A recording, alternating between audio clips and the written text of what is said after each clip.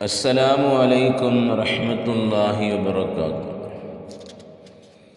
الحمد لله رب العالمين والصلاة والسلام على أشرف المرسلين وعلى آله وصحبه أجمعين، أما بعد.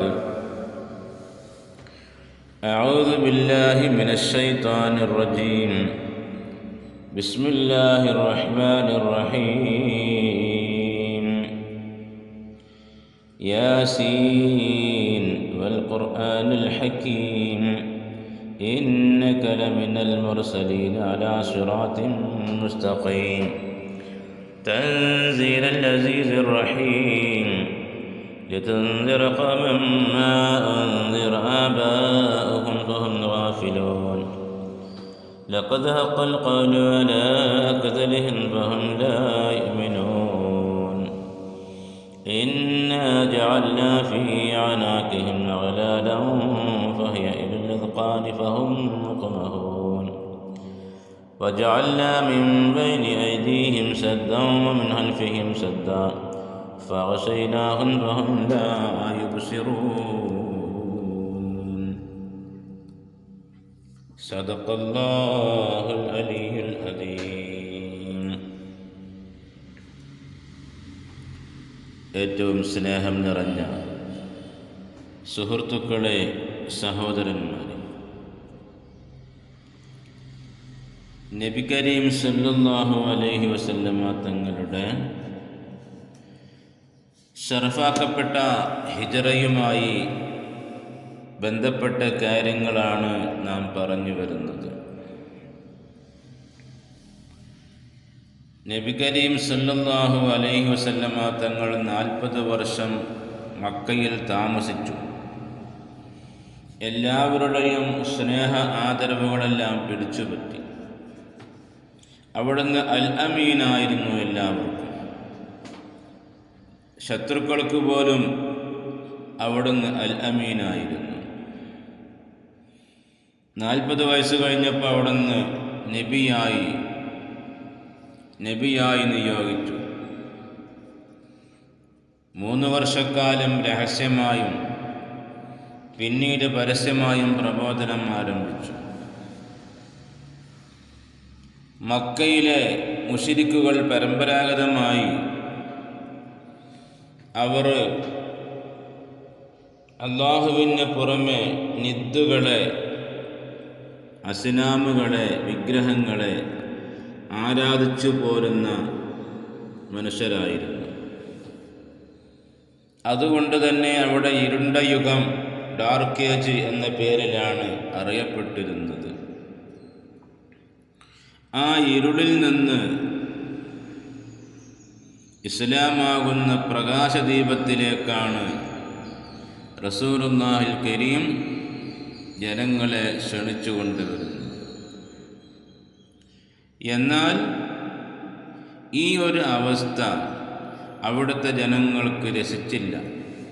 അതിൻ്റെ കാരണമായി കൊണ്ടാണ് അവിടുന്ന് പല പ്രയാസങ്ങളും ബുദ്ധിമുട്ടുകളും കഷ്ടപ്പാടുകളുമൊക്കെ റസൂലുള്ളാഹിക്ക് നേരെ തിരിയുന്നത്.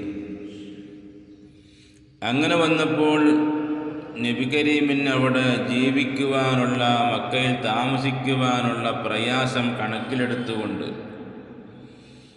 അതല്ലെങ്കിൽ ഇസ്ലാമിക ചുറ്റുപാടിൽ ജീവിക്കാൻ മക്കയിൽ കാര്യമായുള്ള ഒരവസ്ഥയില്ലാത്തത് കൊണ്ട് ആ ഒരു അവസ്ഥ മദീനയിലാണ് ഉള്ളത്.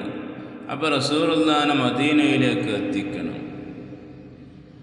ഇങ്ങനെയും ഒരു ആശ്വാസത്തിലൂടെ നബിയെ പ്രീതിപ്പെടുത്താം. ഇതാണ് അല്ലാഹുവിൻ്റെ തീരുമാനങ്ങൾ.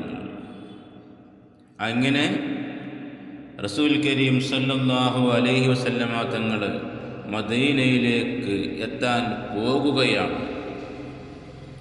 അതിൻ്റെ മുന്നോടിയായി റസൂൽ കരീം സല്ലല്ലാഹു അലൈഹി വസല്ലമ തങ്ങൾ ഒരു സമാധാനം കിട്ടിയെങ്കിലോ എന്ന് വിചാരിച്ചുകൊണ്ട് തൻ്റെ ഉമ്മയുടെ നാടായ ത്വായിഫിലേക്ക് പോയി. ത്വായിഫിലാണെങ്കിൽ അവിടെ അമ്മാവന്മാരുണ്ട്, കുടുംബങ്ങളുണ്ട്, പല ആളുകളുമുണ്ട്, പ്രമാണിമാരുണ്ട്, പ്രഗത്ഭരുണ്ട്. അവിടെ സമാധാനം കിട്ടുമെന്നായിരുന്നു അവിടുന്ന് മനസ്സിലാക്കിയിരുന്നത്. അങ്ങനെ ത്വായിഫിലെത്തിയപ്പോൾ അവിടുത്തെ തെരുവ് പിള്ളേരെ കൊണ്ട്, തെരുവ് കുട്ടികളെ കൊണ്ട് കല്ലെറിഞ്ഞ് റസൂലുള്ളാഹിൻ്റെ കാലിലൂടെ രക്തം വരുന്ന അവസ്ഥയിൽ വരെ എത്തിയിട്ടുണ്ടായിരുന്നു. എന്നാൽ റസൂലുള്ളാഹിൻ്റെ കാലിലെ ഒലിച്ചു വരുന്ന രക്തം ഭൂമിയിൽ വീഴാതിരിക്കാൻ അവിടുന്ന് പരമാവധി ശ്രദ്ധിച്ചിരുന്നു. കാരണം ആ രക്തമെങ്ങാനും ഭൂമിയിൽ വീണാൽ ആ നാട് ഫുൾ നശിച്ചു പോകും. അപ്പം അതുണ്ടാകാൻ പാടില്ല. എന്നാൽ ഈ ഒരു വേദനാജനകമായിരിക്കുന്ന ഈ ഒരു അവസ്ഥ കണ്ടുകൊണ്ട് അല്ലാഹു തആല ബഹുമാനപ്പെട്ട ജിബ്രീൽ അലൈഹിസ്സലാമിനെ നബിയിലേക്ക് പറഞ്ഞു വിട്ടു. വന്നിട്ട് അവിടുന്ന് പറഞ്ഞു, അല്ലയോ നബിയെ, നമുക്ക് അവരെ അങ്ങ് നശിപ്പിച്ച് കളയാം. മുന്നിൽ കാണുന്ന പർവ്വതം ചൂണ്ടിക്കൊണ്ട് പറഞ്ഞു, ഈ കാണുന്ന പർവ്വതത്തിനെ അവർക്ക് മുകളിൽ ഇട്ടുകൊണ്ട് നശിപ്പിച്ച് കളയട്ടെ. അപ്പം നബി കരീം അവിടുന്ന് പറഞ്ഞത്, അല്ലാഹുമ്മ ഗ്ഫിർ ലിഖൗമി ഫഇന്നഹും ലാ യഅലമൂൻ. അവർ അറിവില്ലാത്തവരാണ്, അവർ അറിവില്ലാത്ത സമുദായമാണവർ, അവർക്ക് ഞാൻ പൊരുത്തപ്പെട്ടു കൊടുത്തിരിക്കുന്നു. ഈ ഒരു സന്ദേശമാണ് അവിടുന്ന് പറഞ്ഞത്. അപ്പം നാമും ഈ ഒരു സന്ദേശമാണ് സ്വീകരിക്കേണ്ടത്. പകരത്തിന് പകരം ചെയ്യുകയല്ല, നേരെ മറിച്ച് നാം എന്ത് ചെയ്യണം? നമ്മളെ ആക്രമിക്കുന്നവർക്ക് മാപ്പ് കൊടുക്കുക, നമ്മളെ ആക്ഷേപിക്കുന്നവർക്ക് പൊരുത്തപ്പെട്ടു കൊടുക്കുക. ഈ ഒരു മനോഭാവമാണ്, ഈ ഒരു പഠനമാണ്, ഈ ഒരു ചിന്താഗതിയാണ്, ഈ ഒരു ജീവിത ശൈലിയാണ് നമ്മുടെ പ്രവാചകരിൽ നിന്ന് നാം സ്വായത്തമാക്കേണ്ടത്. അപ്പോഴേ മുസ്ലിമാകുള്ളൂ. അതല്ലാതെ തോന്നിയതുപോലെ ചെയ്യുമ്പോൾ അവനക്ക് മുസ്ലിം എന്ന് പറയാൻ പറ്റില്ല. തൻ്റെ അയൽവാസി പട്ടിണി കിടക്കുമ്പോൾ വയറ് നിറച്ചുണ്ണുന്നവൻ എന്നിൽപ്പെട്ടവനല്ല എന്നാണ് റസൂലുള്ളാഹി പറഞ്ഞത്. അക്രിം ജാറക വലോ കാന കാഫിറ. തൻ്റെ അയൽവാസി മുസ്ലിമല്ലാത്തൊരു അവിശ്വാസി ആണെങ്കിൽ പോലും അവർ ബഹുമാനിക്കണമെന്നാണ് റസൂലുള്ളാഹി പഠിപ്പിച്ചത്. അപ്പോൾ ഇങ്ങനെയുള്ള റസൂലുള്ളാഹിൻ്റെ അനുയായികളായിരിക്കുന്ന നാം എന്തു ചെയ്യണം? മുണ്ടുമ്പോഴത്തേനും ദേഷ്യം വന്ന് ആകെ പ്രശ്നമാക്കുന്ന ഒരു പ്രാന്തന സ്വഭാവമല്ല നാം സ്വീകരിക്കേണ്ടത്. റസൂലുള്ളാഹിൻ്റെ ആ ജീവിതത്തിലൂടെ, ഈ ഹിജ്റയിലൂടെ നാം ഇതാണ് നേടിയെടുക്കേണ്ടത്. അങ്ങനെ റസൂൽ കരീം സല്ലല്ലാഹു അലൈഹി വസല്ലമ തങ്ങൾ തിരിച്ചു വന്ന് മക്കയിൽ താമസിക്കുകയാണ് വീണ്ടും. അങ്ങനെ ഇരിക്കുമ്പോൾ ദാറുൻ നദ്വയിൽ ഒരു യോഗം ചേർന്നു, അബൂജാഹിലും പാർട്ടി. അവിടുന്ന് അവരൊരു തീരുമാനമെടുത്തു. എന്താണ് ആ തീരുമാനം? ഇന്ന് രാത്രി മുഹമ്മദിൻ്റെ വീട് വളയുക. രാവിലെ അവൻ എഴുന്നേൽക്കുമ്പോൾ എല്ലാവരും കൂടി ചേർന്ന് വെട്ടിക്കൊലപ്പെടുത്തുക. ഇതായിരുന്നു തീരുമാനം. ഈ തീരുമാനമെടുത്തത് ദാറുൻ നദ്വ എന്ന് പറയുന്ന ഒരു സങ്കേതത്തിലായിരുന്നു. അങ്ങനെ എല്ലാവരും കൂടെ നബിയുടെ വീട് വളഞ്ഞു. ഈ സമയം അല്ലാഹു തആല ജിബ്രീൽ അലൈഹിസ്സലാം മുഖേന നബിക്ക് വിവരം കൊടുത്തു. അങ്ങനെ നബി തങ്ങൾ അവിടുന്ന് പുറപ്പെടുകയാണ്. ഒരു പിടി മണൽ വാരി ഈ യാസീൻ സൂറത്തിലെ ഫഹും ലാ യുബ്സിറൂൻ വരെ ഓതി ആ പിടിമണ്ണ് വാരി ശത്രുക്കൾക്ക് നേരെ എറിഞ്ഞു. അത് എല്ലാവരുടെയും മുഖത്ത് ആ റസൂലുള്ളാഹി വാരി എറിഞ്ഞ മണൽ എത്തി എന്നതാണ് സംഗതി. ആ എത്തിയതും റസൂലുള്ളാഹിൻ്റെ ഒരു അമാനുഷികതയാകുന്നു. അങ്ങനെ അവിടുന്ന് രക്ഷപ്പെട്ടു. നേരം പുലർന്ന് അലി റളിയല്ലാഹു അൻഹു വിരിപ്പിൽ നിന്നും എഴുന്നേറ്റ് വരുന്നതാണ് ശത്രുപക്ഷം കാണുന്നത്.